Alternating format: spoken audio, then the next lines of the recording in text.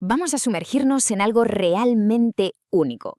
Pensad en un documento histórico que no sea pues un tratado aburrido o una ley, sino la memoria de una vida entera. Eso es exactamente lo que tenemos entre manos hoy, la historia de Pascual Coña. Y lo más increíble es que fue contada por él mismo a principios del siglo XX. Y ojo, no en uno, sino en dos idiomas a la vez, en mapudungún y en español. Bueno, pues a través de este testimonio, que es verdaderamente extraordinario, vamos a hacer un viaje. Vamos a reconstruir la vida de este hombre, de Pascual, y la de su familia. Y claro, como en toda buena historia, tenemos que empezar por el principio de todo, por su primerísimo recuerdo.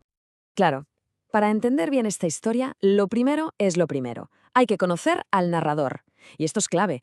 Todo lo que vamos a explorar, absolutamente todo, viene de una única fuente. No hay más. Viene de la memoria de Pascual Coña. Es una mirada súper íntima a su vida, contada, pues eso, con sus propias palabras. Fijaos, él empieza con una frase muy sencilla, pero que lo dice todo.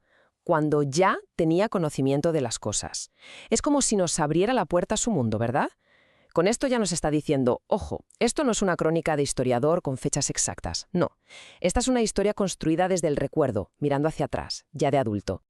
Y aquí viene lo fuerte, porque esa memoria no empieza con algo tranquilo, que va, arranca de una forma, bueno, increíblemente dramática. Su primer recuerdo no es un juego de niños, ni el calor del hogar, no, es un momento de puro y absoluto terror. Imaginaos la escena. Siendo apenas un crío, Pascual fue hecho prisionero. Él mismo nos cuenta que, por lo que oyó decir mucho después, todo fue una especie de represalia por un robo que había ocurrido tiempo atrás. O sea, un conflicto entre comunidades que, de repente, lo pone a él, a un niño, justo en medio de todo. Y de ese suceso tan traumático, recuerda tres nombres con una claridad total: Lefimán, Calfimán y Cayul. Eran los caciques, los jefes locales que lo capturaron. Es que es fascinante ver cómo funciona la memoria infantil, ¿verdad? Los detalles del porqué, del conflicto, esos se los capa, pero los nombres de sus captores, esos se le quedaron grabados a fuego. Y justo aquí, Pascual Coña hace algo muy interesante en su relato. Para que entendamos de dónde viene, para que tengamos el contexto completo de su vida, hace una pausa en su propia historia y nos lleva hacia atrás en el tiempo. Y no solo a la generación de sus abuelos, sino incluso a la de sus bisabuelos. Y es entonces cuando nos presenta una figura que parece casi, bueno, sacada de una leyenda. Su nombre, Pichó. Era su bisabuela por parte de padre. La descripción que hace de ella es que es increíblemente vívida. Nos cuenta que debía tener más de 100 años. Dice literalmente que por tanta vejez sus ojos se habían secado y que era casi completamente sorda. Pero, y aquí viene el detalle, ese detalle tan humano, añade que si le hablabas directamente al oído, todavía se podía conversar con ella. Esto es una maravilla, porque nos enseña cómo la memoria no solo guarda datos, sino también sensaciones, detalles súper íntimos que viajan a través de las generaciones. Después de esto, Coña se pone a trazar su árbol genealógico, tal como él lo recordaba, claro. Por el lado del padre, pues su abuelo Ayapán y su bisabuelo Huechumpán. Por el lado materno, su abuelo Paillau y su abuela Wenter.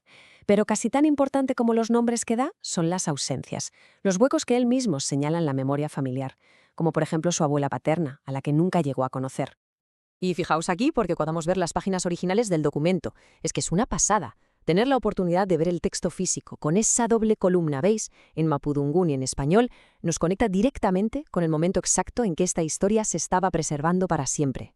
Bueno, pues ahora volvemos al núcleo familiar más cercano, al presente de la historia, por así decirlo.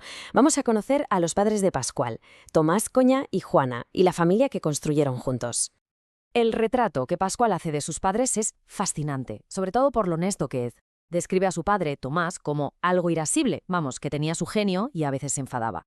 Y en cambio, su madre, Juana, era todo lo contrario, de carácter suave, súper trabajadora y, según dice, con un buen corazón. Pero luego añade el detalle clave, que después de las discusiones sus padres siempre volvían a tratarse bien. Es un vistazo súper sincero a cómo era un matrimonio hace más de un siglo.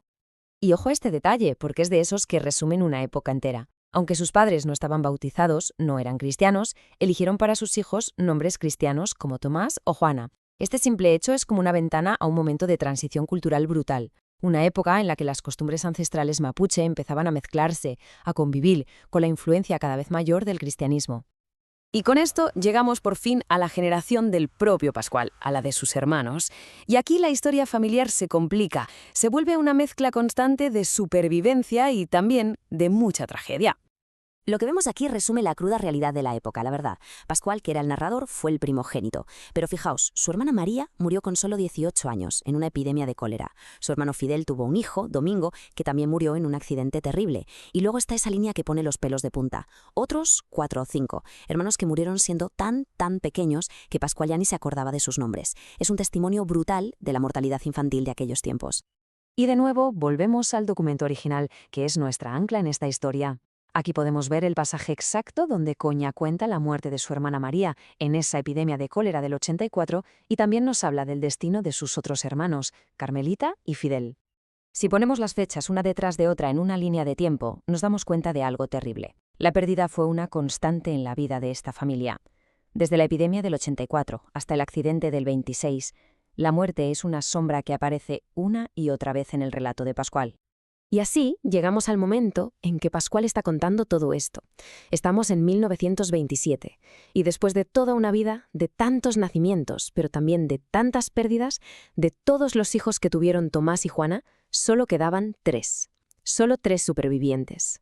Solo 3 personas que cargaban, imaginad, con el peso de toda la memoria familiar. El propio Pascual, nuestro narrador, su hermano Felipe y su hermana pequeña, Clorinda. Y esta es literalmente la conclusión de su relato familiar, con sus propias palabras. Él escribe: actualmente somos 3 que vivimos, yo, Pascual Coña, el hermano que me sigue, Felipe Coña, y mi hermana menor, Clorinda Coña.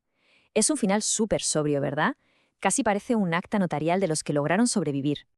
El testimonio de Pascual Coña es excepcional, es una joya, porque alguien, un misionero llamado Ernesto Wilhelm de Moisbach, se tomó el tiempo de sentarse a escucharlo y, sobre todo, a escribirlo.